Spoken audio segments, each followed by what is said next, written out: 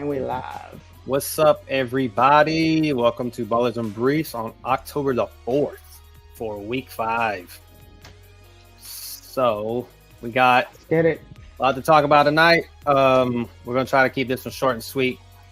We do want to talk a little bit about what happened in week 4 and where we all went right for Saturday night when we made our picks and told you guys what we should do. So, my man Phil over here, he told y'all to get exposure to the Buffalo Bills and Miami Dolphins game, and we saw that work out.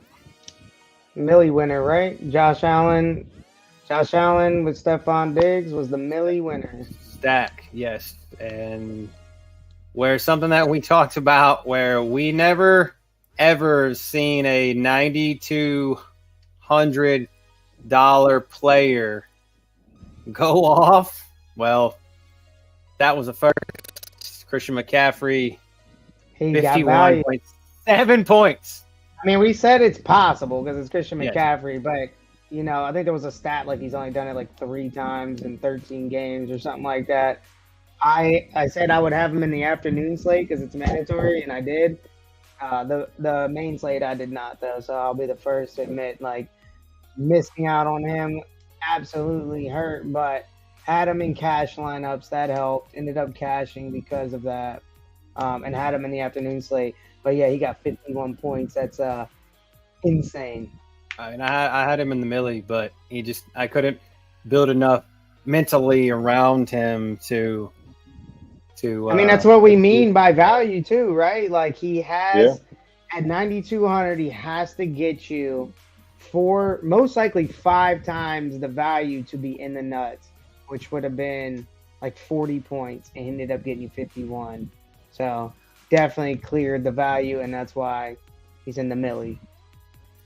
I thought he was going to make more than that. I mean, I literally thought they did our what we call that Kyle Juszczyk play. Literally, they tried to give it to him down there at the goal line when it should have been McCaffrey's 5th touchdown to tie that record. But that was awesome.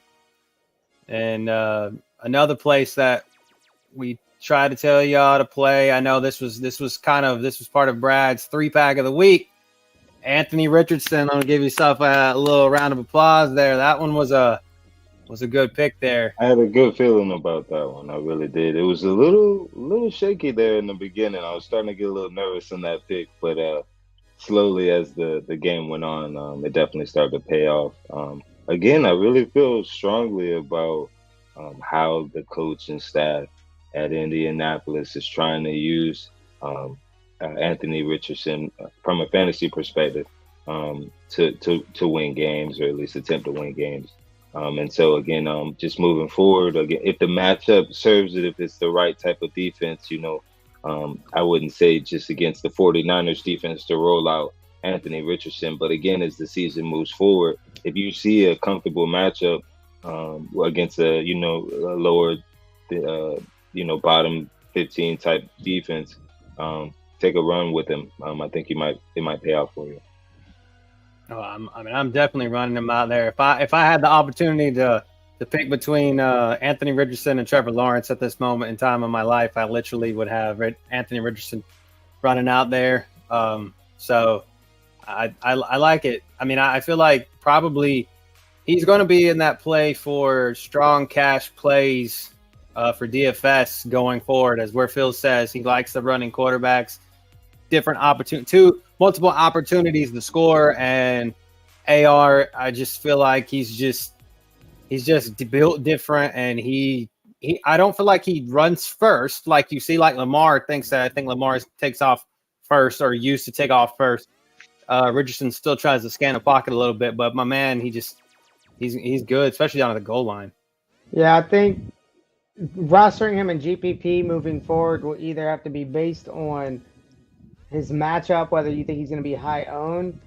And if you think he's going to be high owned, you might still be able to roster him, but you got to get different with who you roster him with, or run him naked with nobody. And just have one of those where like he gets 30 points because he spread the ball out, or he ran in a few touchdowns and no one on the Colts actually had a lot of points by him. and then you just game stack other games inside that lineup. Would be a good way to get different and use him. I think we saw Fields hit the optimal Millie Maker winner last year numerous times, and you didn't need a receiver with him. He just had to be in the lineup, and you could have ran a different game stack, like an Eagles versus Miami stack inside that lineup where Fields was the captain.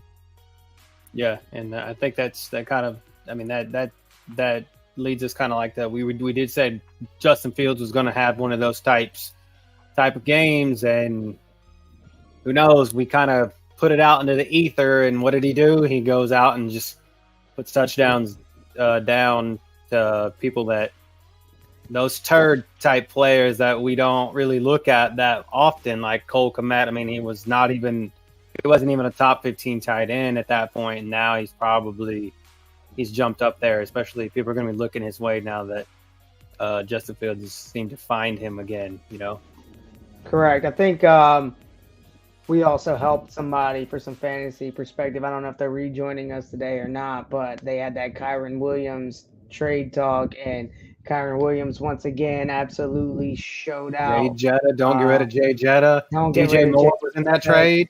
Jay Moore, everybody popped strong advice. Hopefully they listened, did not make that trade. I thought it was an easy one to decline. We stated that, and now you see why. Yeah, so, and the whole believe Mike Evans. We made the Mike Evans call. Don't play Mike Evans. Don't play Mike Evans. I mean, literally, he kind of was at a point might have started to prove us wrong, but when it just something about the New Orleans Saints and Mike Evans. It's just a terrible matchup for him, no matter what. He pops a hammy, dude. He pops a hammy on top of getting kicked out, fighting, getting covered hard, or like he said, now he's getting injured. Like, it's just a curse when he plays the Saints to just don't play him. Just know that if he pops off one time against the Saints, it's a random fluke, and you got lucky if you played him. Do not play him against the Saints, because it's more 9 out of 10 times he's going to shit the bed. Yeah, I agree 100%. I'm trying to think of other places where we did say. I wanted to make a note about season long.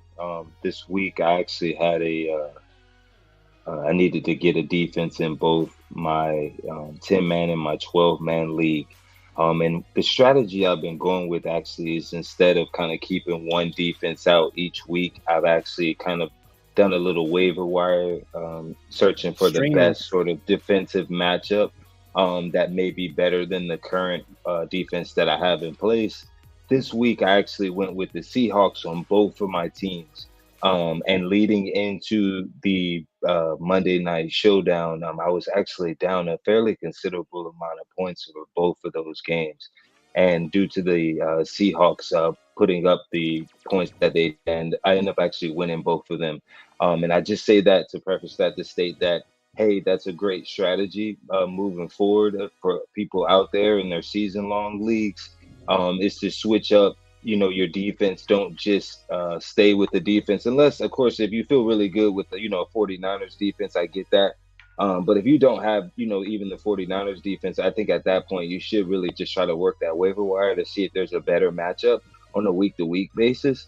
Similar also with the kickers. The same thing. I found that that's been a little bit more successful for me as far as for getting more value out of the defensive spot and the kicker spot. So again, I pulled that same strategy this week. I was riding the Dolphins, and then they just weren't panning out, and I was like, okay, well, I get a chance. Houston's defense is out there on the waiver wire, and I saw what they did to Jacksonville. I think Trevor Lawrence is a better quarterback, and the offense is better than Pittsburgh. Let me take a flyer here. I ran out Houston's defense against Pittsburgh, and essentially they shut Pittsburgh down. So it was a good strategy, and hell, even that Seahawks defense panned out in daily fantasy. If you guys had them on Monday night, they were the captain. So that's a good play. Absolutely. Streaming a defense is you have to be. It's got to be by matchups. Yeah, you got to be willing to bench a better defense, because a shittier defense has a better matchup. Yep. You got to be willing to do that. Absolutely. And it's kind of like, and it kind of goes back to daily fantasy itself, and it's in where this is kind of where our slogan kind of merges with season long and DFS. You got to get different. You got to make those plays, and you got to try to scour that waiver wire, and because it's hard for people to carry. Not everybody's like me, carries 2 defense over 2 quarterbacks. I don't carry 2 quarterbacks. I'm just gonna run my quarterback and then stream a quarterback. So that's kind of where we say we get different, right? So another place kind of where we kind of popped off is I took first in a 20 max on Sunday night in Kansas City versus the Jets. Everybody was riding the Travis Kelce's, the Patrick Mahomes's, the Garrett Wilson train. And where we say get different, I mean, in a Sunday night showdown, you're going to have higher percentages of ownership just because there's a smaller player pool. I mean, it is what it is, right? That's just a given. But so you try to search for, I mean, I feel it's probably better at the percentages wise than me, but I say sub 10% in your captain spot is probably where you kind of can get different, right? And Isaiah Pacheco was like 7% owned in the captain spot. He was like 45% owned the whole tournament, but 7% in the captain spot. I mean, let's just see. And we know that the Jets have been kind of slashed and gashed a little bit by a running back, and that seemed to prove fruitful. And so it worked out in my favor in the end. I did run a Travis Kelce set of lineups too, and tried to get different in the other 5 players. And that wasn't as successful because of simple fact of the matter. Travis Kelce just didn't put up numbers, like Aaron Rodgers called him Mr. Pfizer. So it's hard. It's hard to get different in the other 5 players with somebody like Travis Kelce at the helm, because so many people are going to put Travis Kelce at the helm, yes, especially following the Taylor Swift shit. And there's only so many different combinations or so many sneaky, dumbass tight end 2, tight end 3, bench warmer players you can put in. I put that lineup in the Millie Maker. That'd been my Millie Maker lineup. I'd have taken 8th, and the difference between 8th and first place was a tight end. I had Tyler Conklin and they had Noah Gray, and the ownership was drastically different, right? So like it was crazy, the ownership and people having faith in Noah Gray and running Noah Gray out there as opposed to running out a Travis Kelce, right? And so that's what ended up paying off. You get different, baby. Yeah, if you're not gonna have Travis Kelce, they like the tight end. You gotta have some Noah Gray. Yeah, I mean, that's how I know we think alike too, because I ran Isaiah Pacheco as my captain, but I did it on FanDuel, where I thought the touchdowns would be more prominent, and it worked out. I mean, I ended up making more than double my money in the Millie Maker in there. I was way up there in the front, but I ultimately didn't have the rest of the pieces you needed to win it. But just listening to this and everybody feeding off each other, it's like 2 minds that are completely different. Both ran to the Pacheco route because we knew it was a great way to get different and attack the slate. I ran on DraftKings. I think I ran Kelce and I ran somebody else as all my captains, and it worked out a little bit. I made money, but I didn't nowhere near first place like Cody did. So that was a big down, and I definitely had no exposure. So that's what was making me the money was Noah Gray. Man, I'm so salty. I didn't have that lineup in the Millie because we'd be $1,200 richer today, right? So yeah. Another thing about Noah Gray was the value. I believe he was only maybe $600. $800. There we go. It was 800, and Tyler Conklin was like 12. And when you felt like, well, they're probably going to take Kelce away, what's the chances that maybe Noah Gray may be open? And that's what kind of my thought was, plus the value for how much he was going to cost. It seemed like a pretty good, what we call a punt play. I'd say and took that's a not the chance on first him. time he's done that. I'd say Oh like yeah, Noah Gray is like almost like a given like use check. He's gonna get you a touchdown in the red zone on showdown slates. Like it's gonna happen. I think he does it more often than it's not. always him or Blake Bell.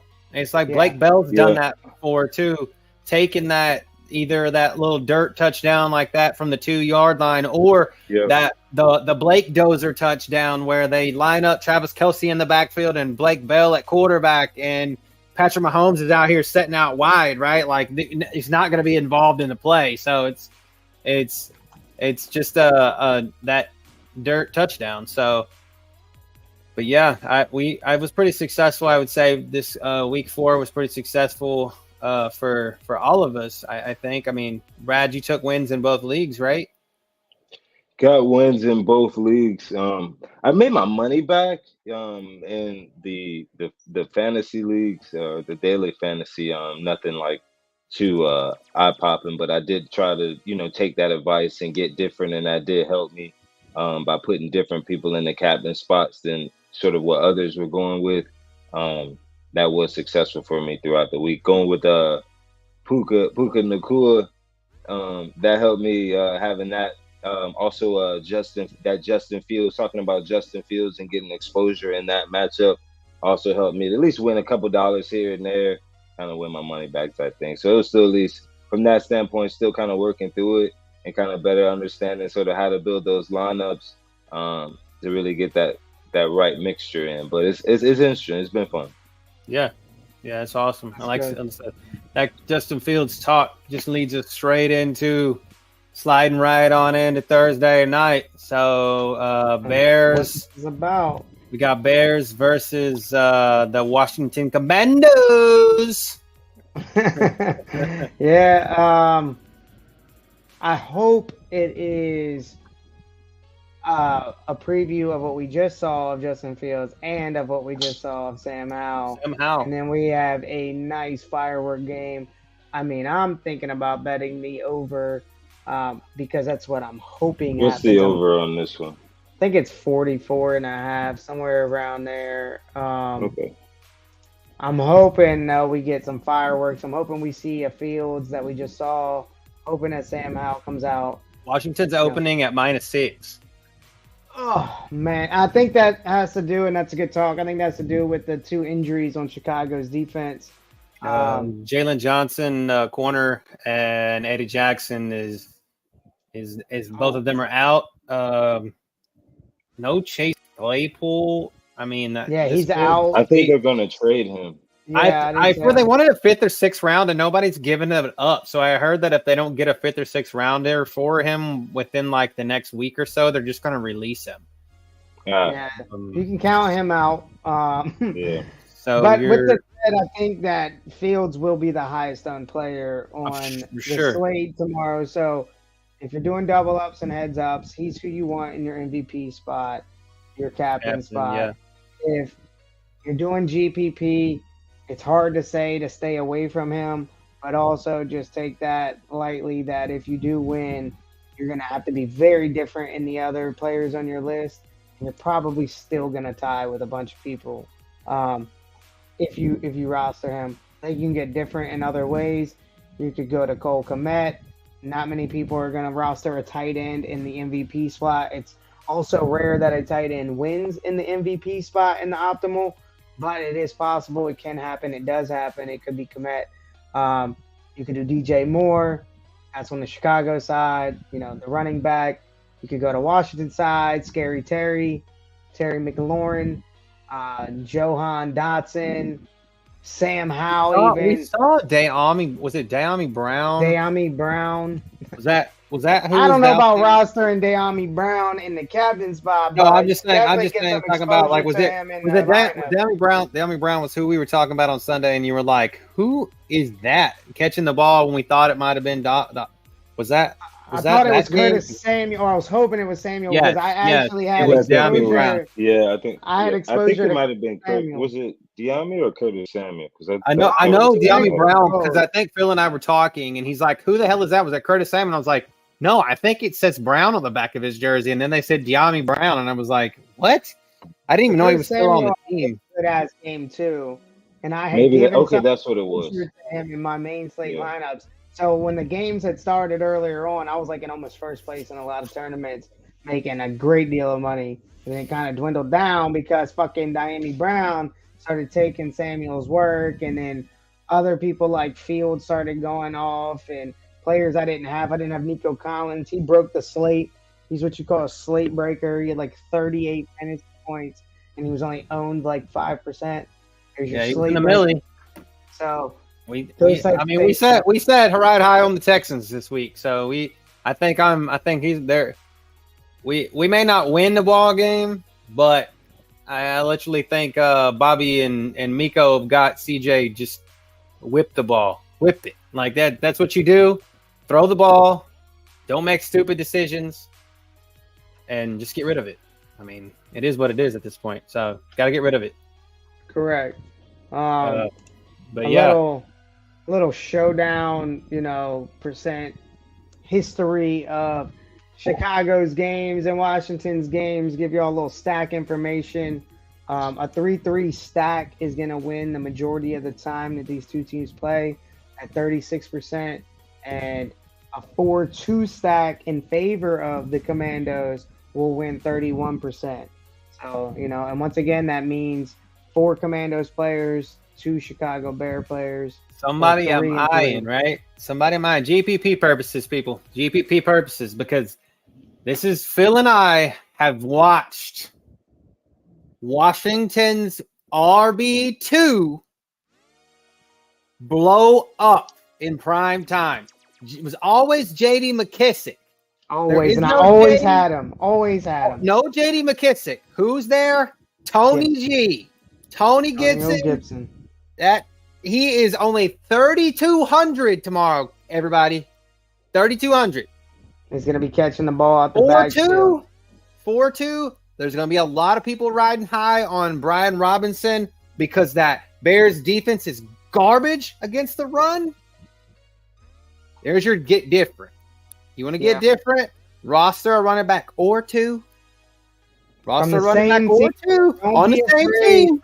Two from the same We've team. seen Tony Gibson and JD McKissick in the lineup together in the nuts. I'm almost absolutely sure we have. And less people do that than anything else because they're like, oh, if I have Robinson, I'm not going to stop Gibson. Yeah, because they're going to eat in each other's work. But we've seen where, like he said, JD McKissick was catching like 5 passes, 6 passes, and getting them down there.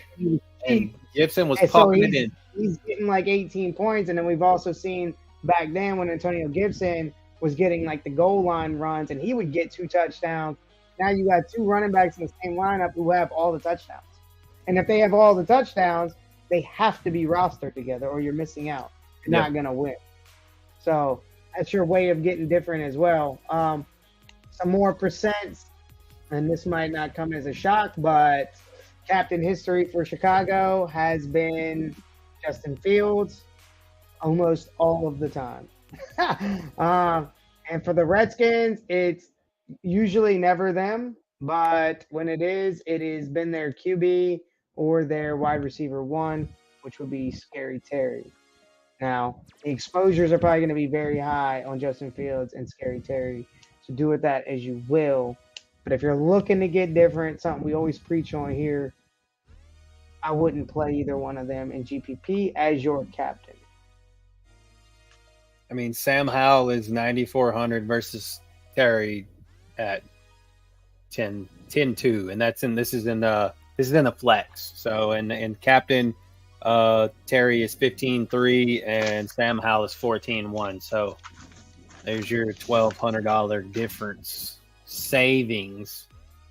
Yeah, McLaurin is expensive. So if there might not be super high exposure on him in the captain because of his price, but I would still consider him to be pretty high owned. But just know his price is going to bring down some of his ownership if you want to feel comfortable locking in somebody like that. I feel like Commander's defense is probably going to be decently owned tomorrow, just for the simple fact of the matter is where we've seen Justin Fields struggle all season except for last week. Yes. I mean, what do you think, Brad? You think that's a smart thought, or am I reading too much into the first 3 games of the season and this is new week, new me? Well, the only thing I'm thinking about with the Commanders is that Bills game. I believe that was like 37 and not 37-3 or something like that. It was a blowout, and so I know that Washington basically is prone to give up a lot of yards. Allen's a fairly mobile quarterback, so it just makes me wonder about the defensive plays. It might go actually 2 weeks in a row, but you could potentially. I can see Fields, throwing 1 or 2. Maybe one of those goes to the house. And so I could potentially see it being that way, but maybe they might have found something yesterday against the Broncos, in which they can kind of find a more offensive scheme that can help them move the ball a little bit more successfully than what they've done the previous weeks before then. But we're going to kind of find out if this Fields, what he did against the Broncos is sort of a fluke event and a boom, and we're just going to see a lot of bust afterwards, or is this sort of what it is for the future? So I think this is definitely an interesting game from that standpoint to kind of find that answer. But I'm still actually also interested in trying to find sort of that punt play, I guess, option. I know that we talked about is Samuel potentially that punt play option? Samuel. Curtis Samuel, 5,600. Samuel or somebody like Equinemius St. Brown. Don't forget about him. No Chase Claypool. So you got that type of punt play. How much is St. Brown going for? St. Brown, I think, is 2,700 or 1,800. Okay. He's 2,700 and the captain. So someone I saw, and this is getting John Bates. Getting deep in the weeds for Chicago. Somebody I saw Fields target the other day. Velus Jones Jr. He's not got a ton of points, right? But he's only 1,000, and I've seen the ball go to him. Of course, he dropped the one time that the ball went to him, but I mean, he's wide receiver for. I mean, he gets a jet sweeper too out of the slot, or out of the round wide receiver sweeps, and so that's you're trying to. Tyler Scott, he got 15% target share last week, and he is fucking dirt cheap. 200. Yeah, that's a nice one. So, there's another little tip or like a little interesting bonus that I give you rushes for 19 yards. 20% of the absolute nuts lineups winning have rostered a $200 player or less in them. 20%. And then even on a bigger note, 85% of the lineups have rostered a player 4,500 or 4,000 or below. So this is basically telling you get different if it's telling you anything at all. Byron Pringle for Washington. So you need those $4,000. Mooney tomorrow. Darnell Mooney. 7,500. He's expensive. No, he's 7,500 in the captain. I think he's 5,000. Yeah. And he's on there a lot of the time. I think he's like his snap count is like 70 or 80%. Because I know 70%. His targets. He didn't have much last week. A downfield threat. He's out there. He's out there. He's definitely on the field. 51 yards. Taking his those type of targets still away from him now that they got DJ Moore. That's the only thing with that. I mean, there's just the thing about it is there's no, and I think this is the correlation of not having Chase Claypool out on the field. Mooney's going to get more targets because there's no Claypool to take them away. Then you have a bag of just a bag of turds, like pass Mooney to catch passes. So you're probably looking at DJ Moore 1, probably a Mooney number 2A and Cole Kmet 2B, right? And then Equanimous. Yeah, and then St. Brown at 3 somewhere in there, and then you're just random players from there on, so I'll make an interesting note too is that Cole Turner for Washington got 24% target share last week. Too. So he's gonna be dirt cheap. Does anybody know why he got that? Like what happened with Logan Thomas? Is he in? Is Thomas hurt?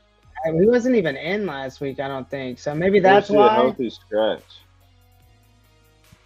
I don't think he's coming back. He came back from a concussion because Logan Thomas came back from a concussion. So okay. Because maybe a healthy scratch. I don't know, but Cole Turner got a lot of volume. So if that's going to be the case moving forward. In week 3 for sure, but in week 4, Turner was he had 0 receptions for 0 yards, so he was a healthy scratch, and Logan Thomas was back.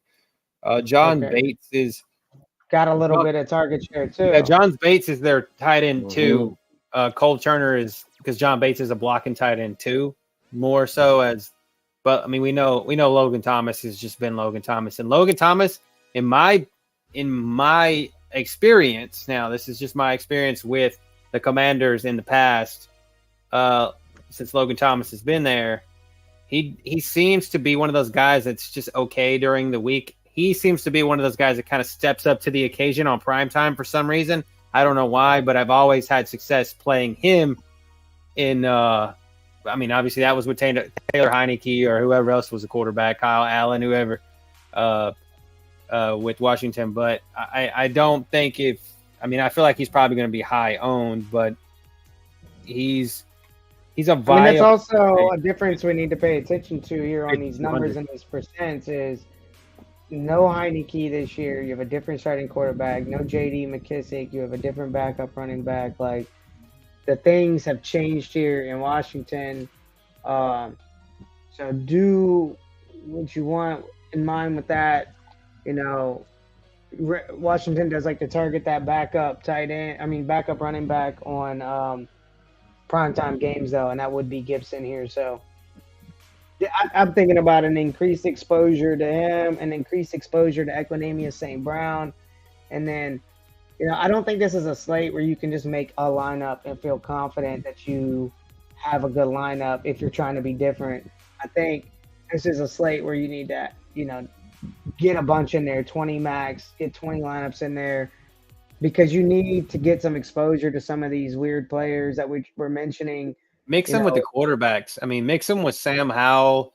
Because Sam Howell, we saw Sam Howell do that again, do what he did last week against the Eagles defense, which is probably considered at least top 10, maybe top 5 defense in the league at this moment in time. And obviously, as we say before, it's a division rivalry, and it always seems to be the Commanders have the Eagles number at least once this season. But I think that's something you can ride high on, and we know that the Bears defense is no good, especially now with these injuries too. So yeah. I would expect I would like to follow the 4-2 stack here more than anything, and get that exposure to the Skins players or Commandos players, whatever you want to call them, and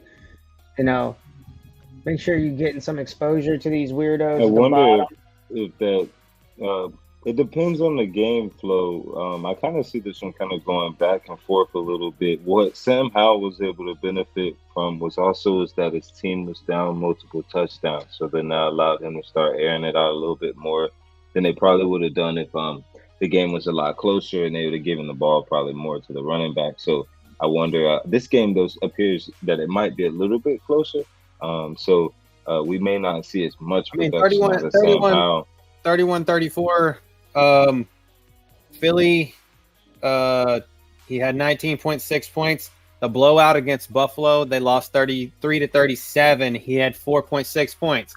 So against Denver, 35-33 with 21.3 points. And then against Arizona in week 1, 20-16 with 17.2 points. So that plays exactly into what you're saying right now. Either this is going to be a slow, boring ass game where nobody scores but kickers, or this is going, I don't think there's going to be middle ground here. It's going to be close all night. I don't think it's going to be a runaway. I don't think we're going to see. That's why I said I'm hoping it's scoring a lot, because you can definitely see this game being a snooze fest as well. And if you want to play 20-14. If you want to play it that way, there you go. You can get different by rostering the defense in the captain spot. Like Cody said earlier, it just took down the tournament in the Seattle game. So you had to have Seattle's defense and the nuts and the captain spot to win. And people took home the right mix with the right mix. A lot of money. There was a guy winning the $1 million by himself. It was the first time I'd seen that in a while, and he had the defense slotted in the captain spot. I don't think he ended up winning, but I can guarantee you he's up there in the top somewhere. Who I think one was a famous pro of DFS. He definitely chopped with a bunch of people in the win. Chipotle Addict, if anybody's heard of him. So he's always at the top. I don't know. He did chop it at one with Chipotle Addict did, yes. So Chipotle Addict, is fucking insane. I don't get it. I mean, the dude's a freak. I have no idea how he's at the top so often. It's crazy. Yeah. He's just different. I mean, he chopped it with, there was 31 people that they split the milli with. So it was a lot of money though. Still though, 40,403. 40,000. That's a healthy take home. And then your 32nd place they were separated by 1/10 of a point. 101.92 and 101.82. Sick. Yeah. Sick. So you went from either 40,000 or 1,000. By a fraction of a point. Yes. And that's why you gotta get different, baby. A different is different. They both had Seattle's defense. Yeah, that's 10 yards. 10 yards. People had that. 10 yards. So or one, actually one. Yeah. Bunch of turds at the bottom. One of them's gonna be in the nuts. You can believe it. And it's ranging from Equinamius all the way down to Travis Homer, Byron Pringle, Mercedes Lewis. They're all. I'm saying I saw that Byron Pringle catch on Sunday. I mean, one damn catch, and you saved $2,000, and you save $2,000 there, and you can get those players that you expect, and that's your 4-2 stack for Washington, right? So you can get your Sam Howell, your number 1 or number 2 wide receiver, your number 5 wide receiver Byron Pringle for 800 or 600, whatever he is, and then a running back, and then afford a couple players from Chicago that are upper to mid tier, and then you have a problem with money on these lineups tomorrow, unless you're trying to put all the chalk in one lineup, in which case you shouldn't be doing that shit anyway. Should be doing that in cash. So, I think you can fit Justin Fields with whoever you want, because there's so many good, viable, cheap options in here to pair him with, and vice versa. I think you can put Sam Howell, Terry McLaurin with whoever you want, because there's so many pump plays that you could choose from in this game. We actually get different. $200 players. 100%. And did I give that stat right? 80% of lineups have contained one quarterback of the nuts. 80% of the nuts lineups, the absolute best lineup, have contained at least one quarterback. 20% had a $200 or less player in it, and 85% of those lineups had a 4,000 or less player in it. Also good to know, only 6% of those lineups actually use the whole salary. Yeah. If that's telling you anything, don't use the fucking salary. You can run a Tony Gibson lineup with Fields, Howell, Komet, McLaurin, and Pringle. Oh, by the way, everybody, if you're watching this and you're using DraftKings, make sure you pay attention. Byron Pringle does play for Washington, but he is in a Bears jersey in his picture. He does play for Washington. He is not a Bears player. Is that the revenge narrative? Does he come out and break the slate against his old team? He's $200, and I still have 8,000 to play with here with this. I know that he got a couple targets last week, right, Pringle? Yeah. I think he got 13 a couple. Snaps.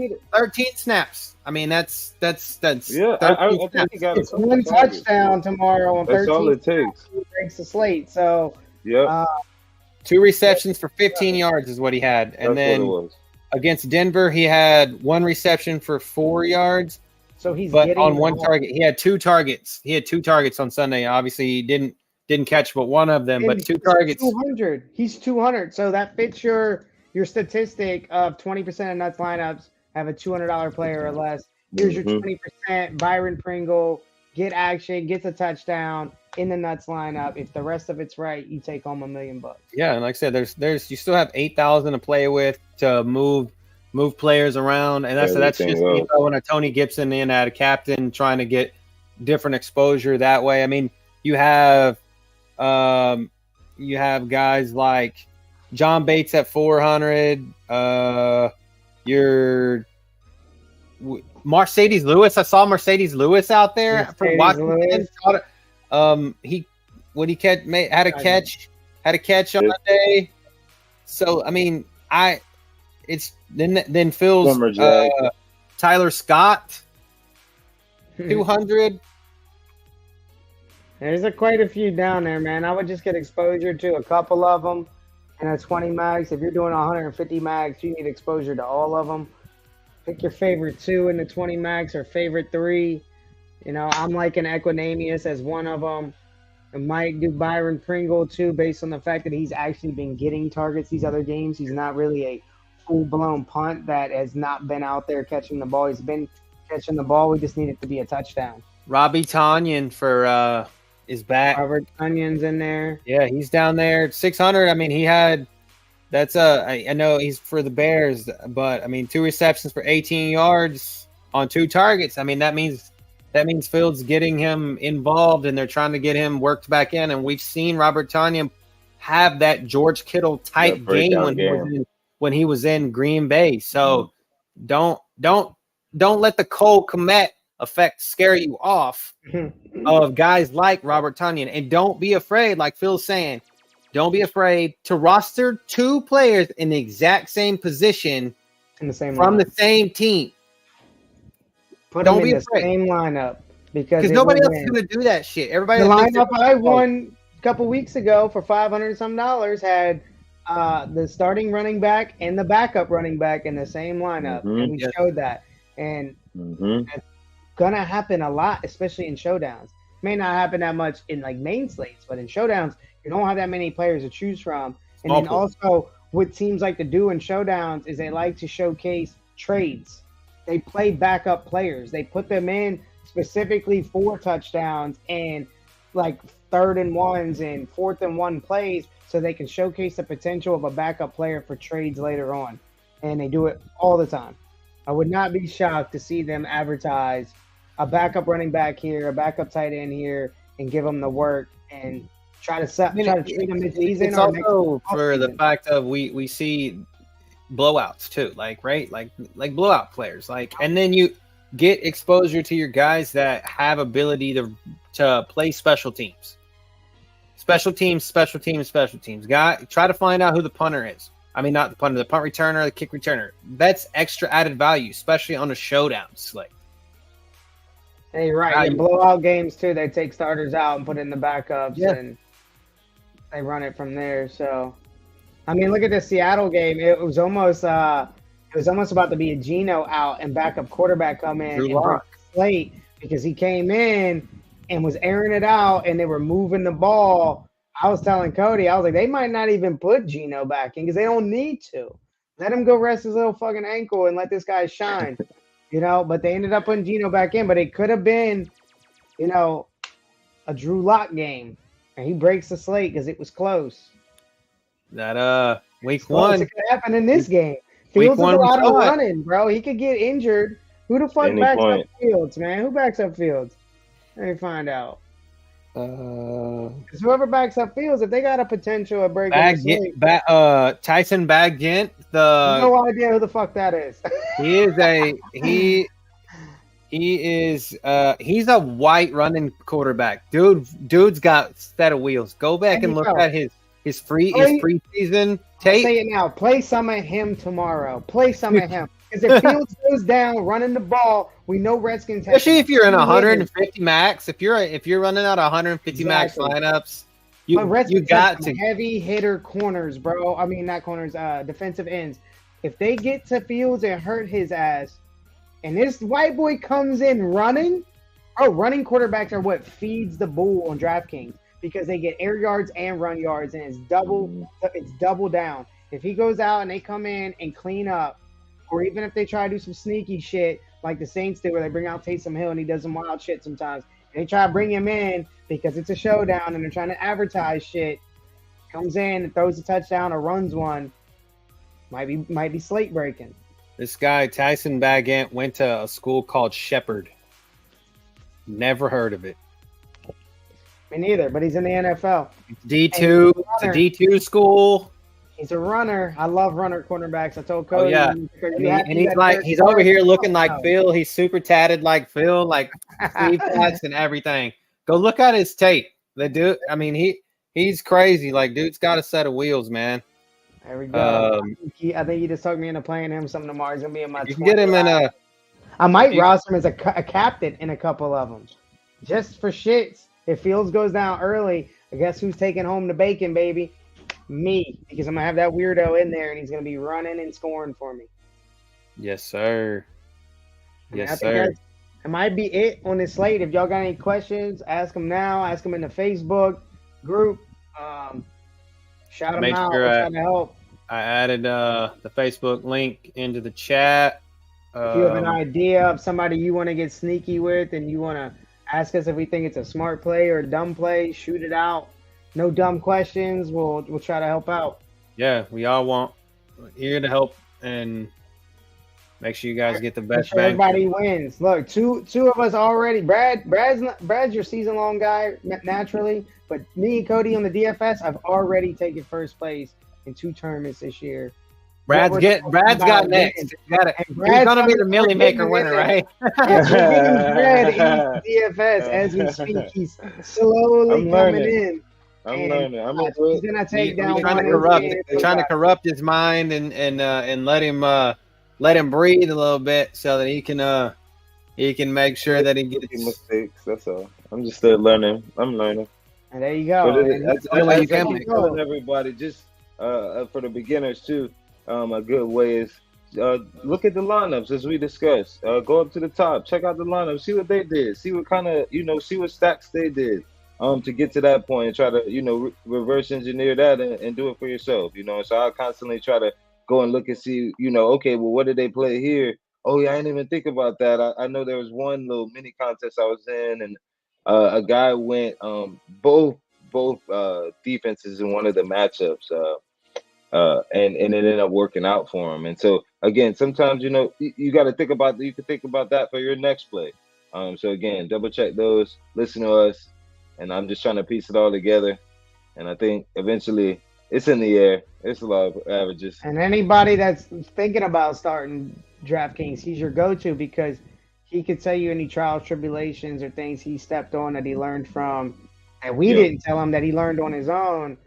And he could share that with you and save you that, that tightrope. Yeah. And just the other things, like, so if you guys got other thoughts, hit us up in the comments. Hit us up on Facebook. Looks like the party's empty for now, so we will see you guys on Saturday for the Week 5 preview outlook. And with that being said, peace. Peace. Adios. Hasta luego.